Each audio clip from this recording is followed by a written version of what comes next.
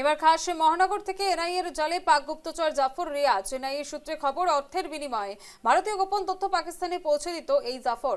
2005 সাল থেকে ঘন ঘন পাক যাত্রার তথ্য রয়েছে কেন্দ্রীয় তদন্তকারী সংস্থার হাতে। পাকিস্তানে গিয়ে এক পাক মহিলাকে বিয়েও করেন এই জাফর। রয়েছে একটি সন্তানও। মোটা অর্থ এবং পাক নাগরিকত্বের বিনিময়ে জাফরকে দিয়ে এই কাজ করাতো পাক গুপ্তচর সংস্থা আইএসআই বলে সূত্রের খবর। আর ধৃত জাফরের সঙ্গে এনআইএর হাতে আগেই গ্রেপ্তার হওয়া সিআরপিএফ এর সেখানে কর্মী মতিরাম জাতের সঙ্গেও এই জাফরের নিবিড় যোগাযোগ ছিল বলে এনআইএ সূত্রে দাবি করা হয়েছে। অর্থের বিনিময়ে ভারতীয় গোপন তথ্য পাকিস্তানে পৌঁছে দিত এই জাফর। একবারে হাতে নাতে এবার পাকড়াও।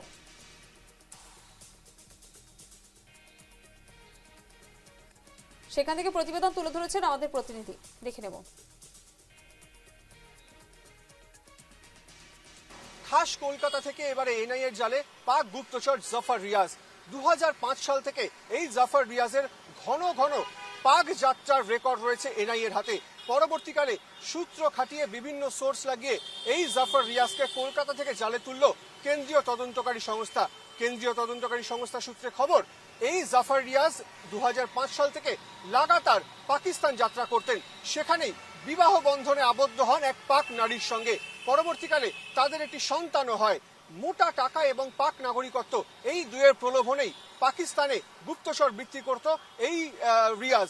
সেই সূত্র মারফত একেবারে ভারতের যে যাবতীয় গোপনীয় তথ্য সেগুলো পাকিস্তানের হাতে তুলে দিত এই গুপ্তচর। এবং এনআইএ সূত্রে যেটা আরো খবর, এনআইএর জালে আগেই ধরা পড়েছিল সিআরপিএফ কর্মী মতিরাম জাট। সেই যে মতিরাম জাটের সঙ্গে এই রিয়াজের ঘনিষ্ঠ সম্পর্কেরও যোগ পাওয়া গিয়েছে। এই মুহূর্তে এনআইএ সূত্রে যেটা খবর, এই রিয়াজকে জালে তোলার পরে তাকে জিজ্ঞাসাবাদ করে এবং এই মতিরাম জাটকে সঙ্গে পাশে বসিয়ে জিজ্ঞাসাবাদ করে আরো কারা কারা এই গুপ্তচর বৃত্তির সঙ্গে যুক্ত সেই তদন্তের জাল গোটাতে চাইছে কেন্দ্রীয় তদন্তকারী সংস্থা এনআইএ। এখন দেখা যাক এই গুপ্তচর যাকে ইতিমধ্যে জালে তোলা হয়েছে তার থেকে অন্য কি সূত্র বেরিয়ে আসে বা তার সঙ্গে আরো কেউ জড়িত কিনা সেদিকে কিন্তু নজর রয়েছে। ক্যামেরায় শানু ঘোষের সঙ্গে শঙ্খদীপ মুখোপাধ্যায়, নিউজ লাইভ বাংলা, কলকাতা।